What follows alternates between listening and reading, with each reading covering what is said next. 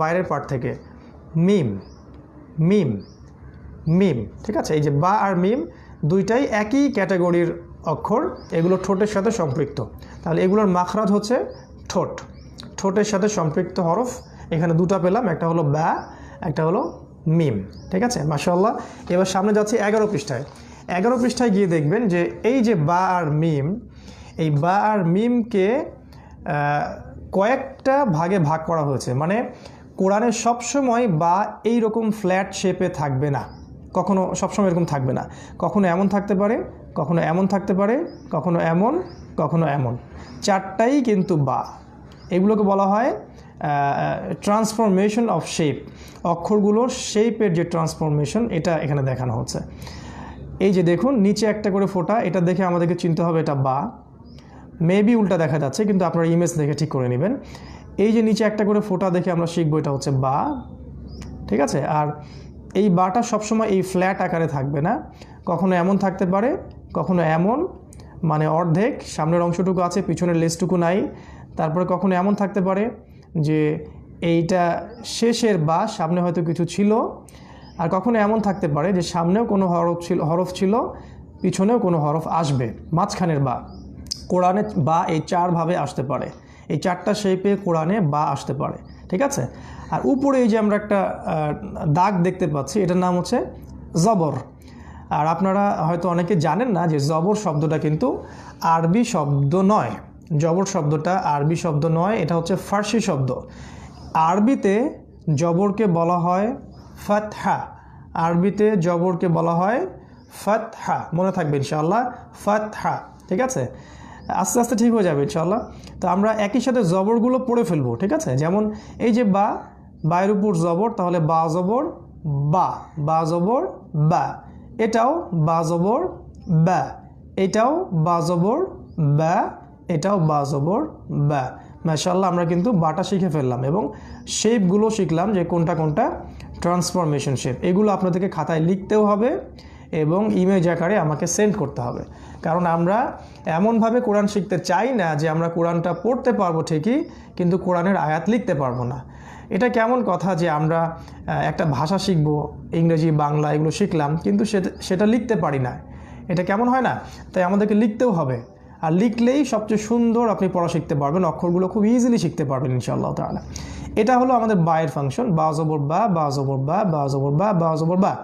তারপরে আসেন এই যে পাশে যেটা আছে দেখা যাচ্ছে, এই যে আমি বললাম মাইকের মতো মিম, আমি যেটা বললাম যে মাইকের মতো মিম, এটা শুধু একটা শেপে মিম কোরআনে আসবে এমন নয়। মিম এভাবেও আসতে পারে, মিম এভাবেও আসতে পারে, এভাবেও আসতে পারে। মানে মিমও এই চারটা শেপে কোরআনে আসতে পারে, ঠিক আছে। এটা নর্মাল মিম, মিম জবর মা, মিম জবর মা, মিম জবর মা। এটাও মিম, মাথাটা আছে, শেষের অংশটুকু নাই, লেজটা নাই। মিম জবর মা, মিম জবর মা। এইটাও মিম, সামনে কিছু ছিল, এটা শেষে আছে, মিম জবর মা। এটাও মিম, সামনে কিছু ছিল, পিছনেও কিছু থাকবে, এটা মাঝখানে, মিম জবর মা। কোরআনে এই 4 রকম মিম আপনি পাবেন, শুধু এই রকম মিমই আসবে না, ঠিক আছে। এটা একটা সমস্যা, আমরা একভাবে শেখার কারণে কোরআন পড়তে গিয়ে অনেক সময় বুঝতে পারি না। তো আলহামদুলিল্লাহ আমরা কিন্তু 2টা অক্ষর শিখে ফেললাম, মাশাআল্লাহ।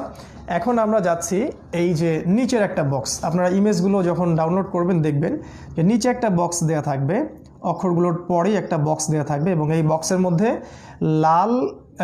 লাল রং করে অক্ষরগুলোকে এলোমেলো করে দেয়া আছে।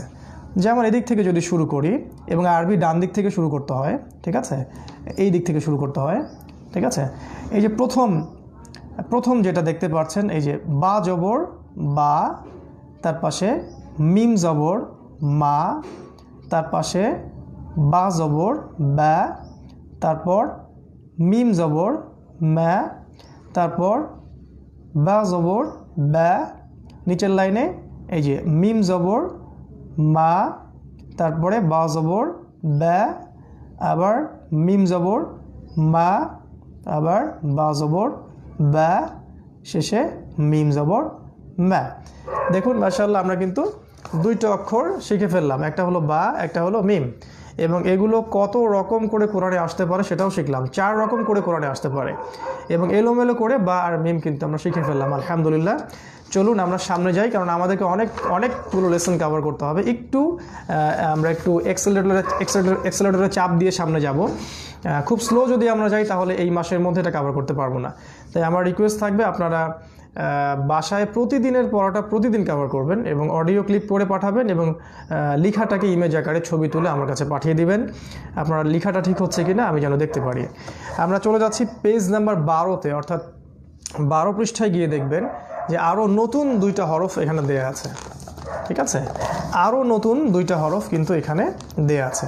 হয়তো উল্টা মনে হচ্ছে, কিন্তু দেখবেন এটা বুঝতে পারবেন আপনি ইমেজ দেখলেই। আমি একটু সরিয়ে দিচ্ছি।